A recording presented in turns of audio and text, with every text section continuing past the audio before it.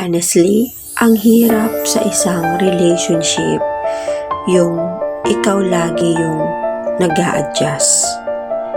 Yung ikaw yung nasa sitwasyon na laging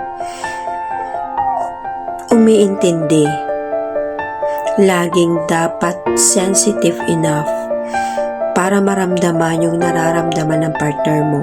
Kasi pag nasanay kayo sa ganong bagay na isang tao lang yung bigay ng bigay, tapos isang tao lang din yung laging tumatanggap, mauubos yung nagbibigay. Kaya nga tinawag na relationship kasi dalawa kayo. Lagi niyong tatandaan na it always takes two to tango. Hindi pwedeng isa lang lagi ang nagbibigay at hindi pwedeng isa lang lagi yung tumatanggap.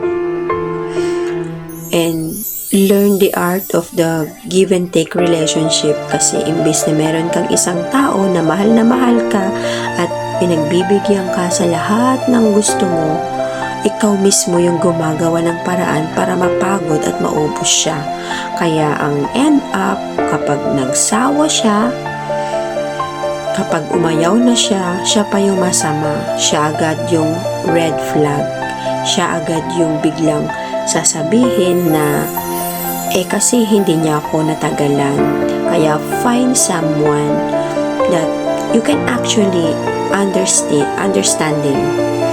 It's not always like that.